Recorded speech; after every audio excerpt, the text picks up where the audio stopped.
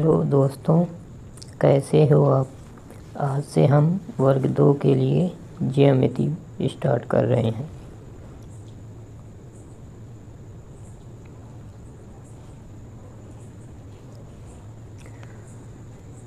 ज्यामिति क्या होती है? गणित की विज्ञान की वह शाखा जिसके अंतर्गत समतली रेखीय आकृतियों का अध्ययन किया जाता है। किसकी?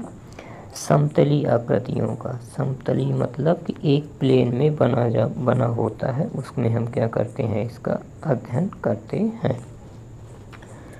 अब बिंदु क्या होता है? जिसकी न लंबाई न चौड़ाई तथा न ही मोटाई हो, केवल निर्देशांक को निर्देशित करता है, उसे क्या कहते हैं? बिंदु। मतलब कि जैसे ये बिंदु रख दी, न इसकी कोई चौड़ाई है, न इसकी मोटाई है, न लंबाई है, न इसका क्षेत्रफल निकाल सकते, तो इसलिए इसको क्या कह दिए? ये बिंदु हो गया। ठीक। अब आते हैं रेखा। रेखा क्या होती? अनंत बिंदुओं का बिंदुपथ होता है। बहुत सारे बिंदु होते हैं, बिंदु बिंदु बिंदु, और इसी में ऐसे एक रेखा खींच जाती है, तो ये क्या हो गया है? रेखा हो गई। इसका ना तो अंत होता है, ना आदि होता है, दोनों छोर ये भागती है। इसके बाद क्या है? किरण। अनंत बिंदुओं का बिंदुपथ जिसका प्रारंभिक बिंदु तो हो लेकिन अंतिम बिंदु न हो। मतलब क्या है कि ये स्टार्ट तो हो रही यहाँ से, अब यहाँ से जा रही है, कहाँ तक जा रही है ये हमें नहीं पता है, तो इसको क्या बोलते हैं? किरण। एक तरफ कोई भागती है। फिर लाइन सेगमेंट, रेखा खंड। अब रेखा खंड किसको बोलते हैं? जैसे एक बिंदु यहाँ है और एक बिंदु यहाँ है, तो इन दोनों बिंदुओं के बीच को हम क्या बोल देते हैं? रेखा खंड। ये पी क्यू क्या बन गया? रेखा खंड बन गया। ठीक। तो इसको क्या बोलते हैं? Line segment. ठीक। अब एक बिंदु पर बनने वाले कोण एवं रेखाएं। जैसे कोई बिंदु है, इस बिंदु पर रेखा, तो एक रेखा ये है, ये एक स्थिर रेखा हो जाती है, एक घूमने वाली रेखा होती है। ये जिधर को घूमनेगी, ऐसे घूमेगी, ऐसे घूमेगी, तो घूमते घूमते जित तक कोण बनाती है, तो क्या हो जाता? कोण बनता है। तो कोण कैसे कहते हैं? कोई भी दो किरणें जिनका प्रारंभिक बिंदु एक ही कोण बनाती है। प्रारंभिक बिंदु मतलब वही ये बिंदु हो गया, और यहाँ से कई घूमते घूमते ये कोण बना देती है। ठीक। घूमती रहती है, तो इसको क्या बोलते हैं? प्रारंभिक बिंदु बोलते हैं। कोण बनाते। उभयनिष्ठ बिंदु ओ को कोण का शीर्ष कहते हैं। जैसे कि ये ए ओ बी बना हुआ है, तो ये ए ओ जो है, तो ये क्या कहलाएगा? शीर्ष बिंदु कहलाता है। अब कोण को ऐसे क्या करते? घुमाव की माप कहते हैं। ये क्या कहते हैं? घुमाव की माप कहते हैं। ठीक। अब आगे देखते हैं। अब आगे हम पढ़ते हैं क्या? कोणों का वर्गीकरण। कोण का वर्गीकरण कैसे करते हैं? तो पहले क्या होता है? न्यून कोण। न्यून कोण क्या होता है? न्यून कोण होता है 0 डिग्री से 90 डिग्री के मध्य होता है। कितने के बीच होता है? 0 से बड़ा होगा ना, और ये कोण होगा, और 90 से छोटा होता है। इसको क्या बोलते हैं हम? न्यून कोण कहते हैं। ठीक। न्यून कोण कहते हैं।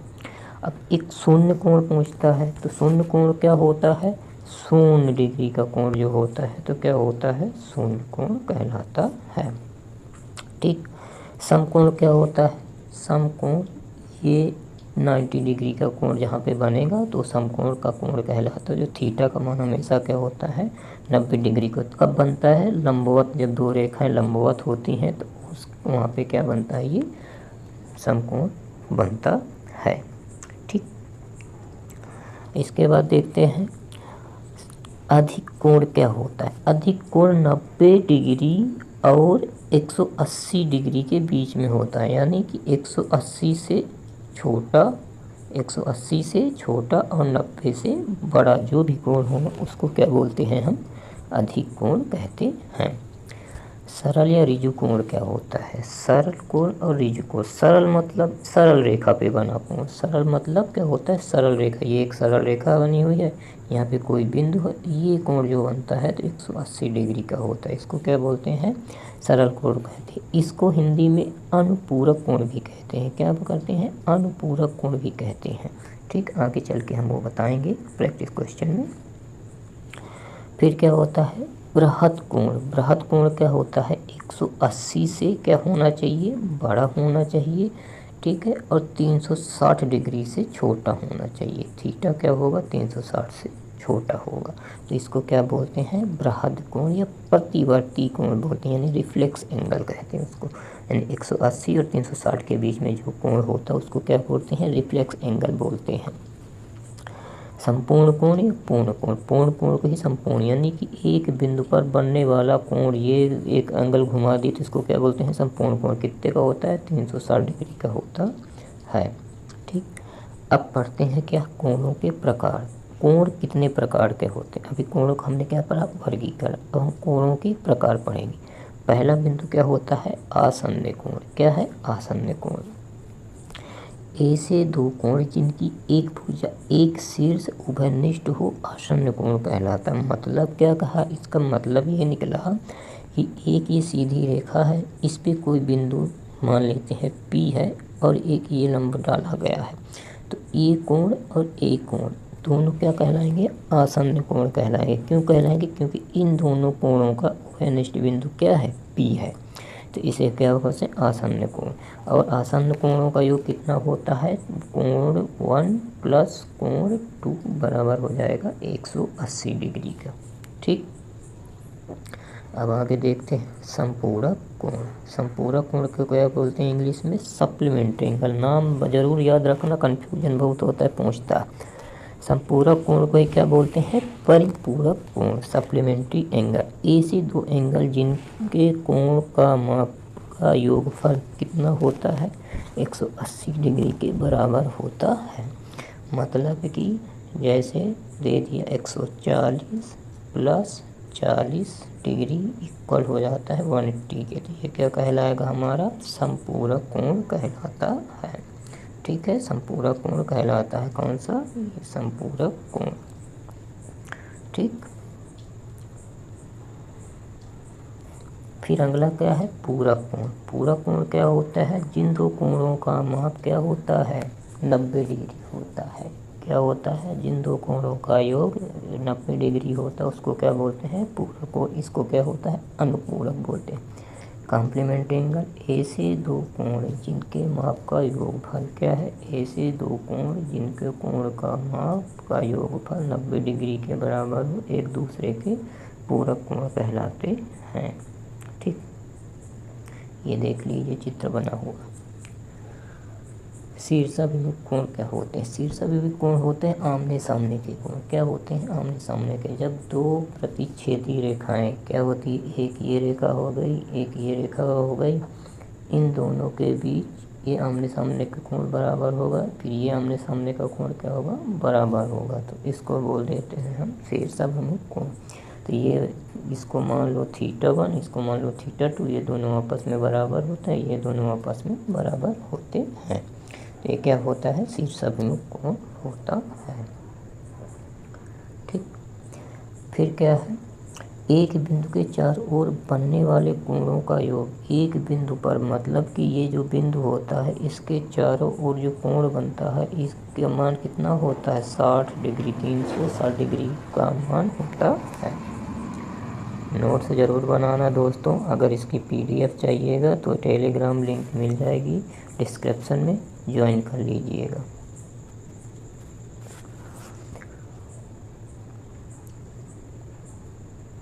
अब हम पढ़ते हैं, एक बिंदु के चारों ओर बनने वाले कोणों का योग 360 डिग्री होता है, अतः बिंदु O के चारों ओर बने कोणों का योगफल भी क्या होगा, 360 डिग्री होता है। जैसे यहाँ पे O है, अब इसके हम इधर से घूमना चालू करें तो ये यहाँ कहीं पे ख़त्म होगा, तो कितना हो जाएगा, 360 डिग्री हो जाएगा।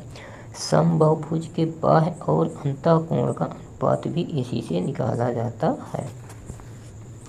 एक वर्ग भी एक समबाहुभुज होता है, अतः इसके अंतः कोणों का योग कितना होता है, 360 डिग्री हो, तो चारों कोण को जोड़ेंगे, क्या कहा, 90 प्लस 90 प्लस 90 प्लस 90, तो इन सब का योग क्या हो जाता है, चारों कोणों का योग 360 डिग्री होता है।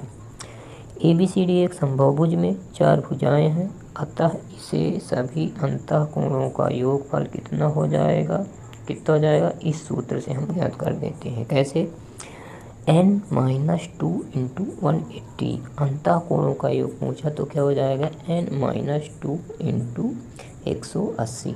अब यहाँ पे हम सोचो अगर त्रिभुज का निकालें तो क्या करेंगे, n बराबर कितना हो गया 3 हो गया। अब हम देख रहे हैं 3 माइनस 1 करेंगे तो कितना आएगा हमारे पास 2, सॉरी यहाँ पे -2 करेंगे तो यहाँ हमको कितना मिलेगा 1, और 1 में 180 का गुणा करेंगे तो क्या मिलेगा 180। इसलिए क्या कहते हैं त्रिभुज के तीनों कोणों का योग कितना होता है 180 अंश होता है। ठीक, अब आगे देखते हैं क्वेश्चन में, आगे देखते हैं क्या कहता है। अब हम आते हैं तिर्यक रेखा, अगर करती तिर्यक रेखा काटती है तो क्या होगा। देखो अगर दो रेखाएं, एक पैरेलल रेखा ये है, एक दूसरे के समांतर है, इनको कोई एक रेखा प्रतिच्छेद करती है तो ये कोण और ये कोण आपस में बराबर होता है, ये कोण और ये कोण आपस में बराबर होता है, ये कोण और ये कोण आपस में बराबर होता है, ये कोण और ये कोण क्या होते हैं आपस में बराबर होते हैं। इसको हम क्या बोलते हैं संगत कोण। एक दूसरे के साथ, जैसे हम ऐसे खड़े हैं तो आप भी ऐसे ही हमारे संगत खड़े हो जाओगे, हम ऐसे हम भी खड़े होंगे। ठीक, इसके बाद कोण 2 यहाँ पे देखना दिया हुआ है, कोण 2 बराबर कोण 6 और कोण 7 बराबर कोण 3 क्या होता है एकांतर कोण होता है। 2 कोण 3 7 और 6 क्या होता है एकांतर कोण होते हैं। फिर ठीक है, इसके बाद नेक्स्ट में क्या दिया है हमारे पास, ये नेक्स्ट में ये देखना, कोण 2 बराबर 3 और कोण 6 बराबर 7, इसको अंतः एकांतर कोण भी बोलते हैं, अंतः कोण भी बोलते हैं, एकांतर कोण भी बोलते हैं। तो आप ये तीनों नाम अलग अलग याद रखना ताकि कहीं एग्जाम में कंफ्यूजन न हो। नेक्स्ट का दिया हुआ है कोण 8 बराबर कोण 4, ये बाहर वाले कोण जो यहाँ बना हुआ है और जो यहाँ बना हुआ है, ये यहाँ बना हुआ है और ये यहाँ बना हुआ है, तो ये क्या होते हैं बाह्य एकांतर कोण होते हैं। ठीक, देखो समबाहुभुज में बाह्य कोण का मान क्या होता है, समबाहुभुज में बाह्य कोण का अगर मान ज्ञात करना है तो n+2 क्या होता है n+2 इंटू π/n, ये क्या होता है बहुभुज का मान होता है। ठीक, अगर हम अंतः कोण का मान ज्ञात करना चाहें तो n-2 इंटू π/n होता है।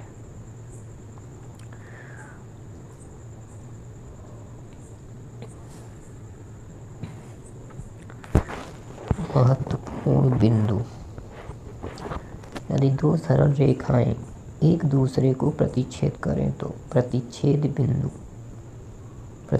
बिंदु पर बनने वाले सभी कोणों का योग 360 डिग्री होता है।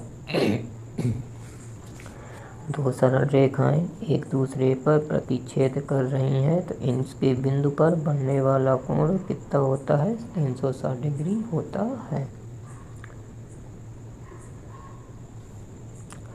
n भुजाओं वाले बहुभुज के सभी अंतः कोणों का योगफल n-2 इंटू 180 क्या होता है n भुजाओं वाले बहुभुज के सभी अंतः कोणों का योगफल n-2 इंटू 180 होता है। ये एग्जाम में सीधे सीधे क्वेश्चन आते हैं इससे। n भुजाओं वाले समबाहुभुज के प्रत्येक अंतः कोण का मान क्या होता है n-2 इंटू 180/n। n भुजाओं वाले बहुभुज के विकर्णों की संख्या ज्ञात करने का सूत्र क्या होता है n इंटू n-1/2 माइनस का n या n इंटू n-3/n2 होता है।